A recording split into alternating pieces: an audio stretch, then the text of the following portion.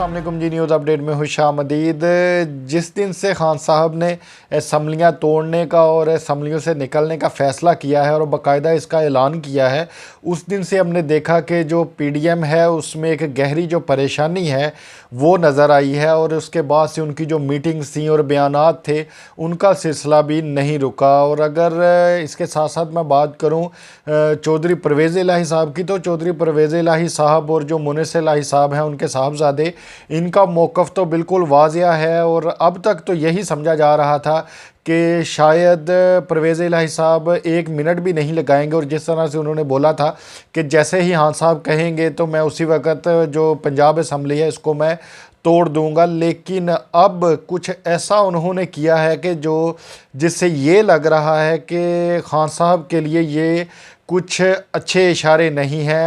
ये जनाब रहनुमा है पाकिस्तान तहरीक इंसाफ की, तो और साथ ही साथ ये तर्जुमान है वज़ीर आला जो पंजाब हैं उनकी और पंजाब हुकूमत की भी। तो अब इनको जो चौधरी परवेज़ इलाही साहब हैं वज़ीर आला पंजाब, उन्होंने शोकाज़ नोटिस जारी कर दिया है। जी हाँ, और शोकाज़ नोटिस ये इसलिए जारी किया गया है कि उन्होंने इदारों पर तनकीद की है।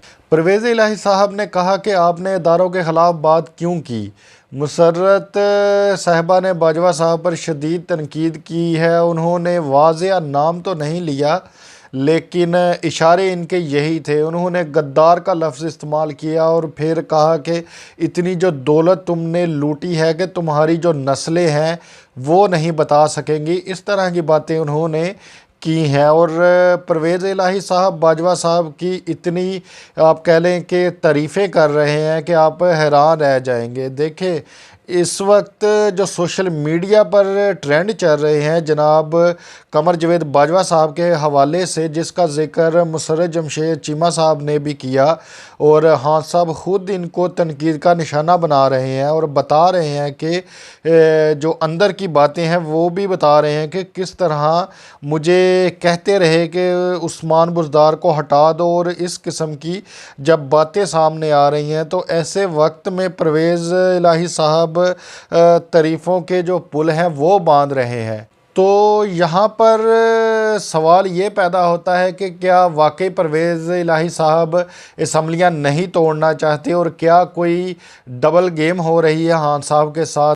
इससे पहले खान साहब तो बड़ा खुलकर ये कह चुके हैं कि मेरे कहने पर एफआईआर नहीं काटी गई, तो इस पर परवेज़ इलाही साहब का कोई कसूर नहीं। यानी कि वो आप जानते हैं वो जो उनको जब वो कंटेनर पर फायर लगे तो इस पर भी उन्होंने परवेज़ इलाही साहब को आप कह लें कि बड़ा उन्होंने वाज़िया कर दिया और कोई प्रेशर नहीं डाला और उन्होंने कह दिया है कि जी इनका तो इसमें कोई कसूर नहीं। और वो सारे जानते हैं कि वो एक प्रेशर बिल्ड किया गया था कि जो नाम खान साहब कह रहे हैं वो नाम बीच में ना लिखे जाएं एफआईआर में। तो इस हवाले से भी आप कह लें कि खान साहब ने तो ये बिल्कुल वाज़िया तौर पर ये बात की हुई है। और अगर मैं दूसरी तरफ बात करूं, जो नवाज शरीफ या जरदारी या सारी पीडीएम जो इत्तेहादी पार्टियां हैं, अगर मैं इनकी बात करूं तो ये तो इस वक्त बहुत ही ज़्यादा जो तारीफ़ों के पुल हैं वो बांध रहे हैं परवेज़ इलाही साहब के। और शायद एक तरह की जिसको आप कहते हैं कि ये शायद वो खुशामद वाला सिलसिला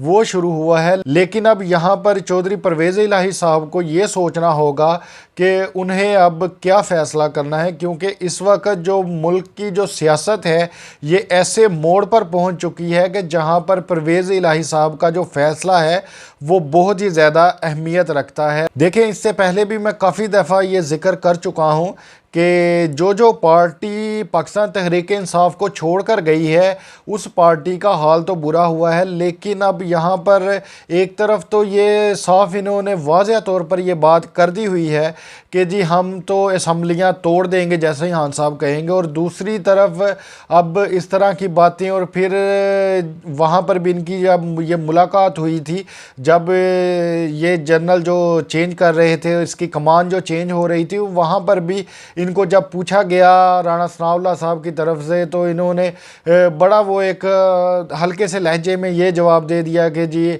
इसको छोड़ें और अल्लाह पर छोड़ दें। ये सारी बातें इस तरह की भी इन्होंने वहाँ पर की और कोई इन्होंने वाज़िया जो जवाब था वो नहीं दिया। अब ये ही तो आगे चलकर हम चीज़ देखेंगे कि अब जो सियासत है वो यहाँ पर अब नया क्या मोड़ लेती है। आपकी इस बारे में क्या राय है कि परवेज़ इलाही साहब खान साहब का साथ देंगे या छोड़ देंगे? आप अपनी राय से हमें ज़रूर आगाह कीजिएगा। आपसे इंशाअल्लाह ताला मुलाकात होगी अगली वीडियो में।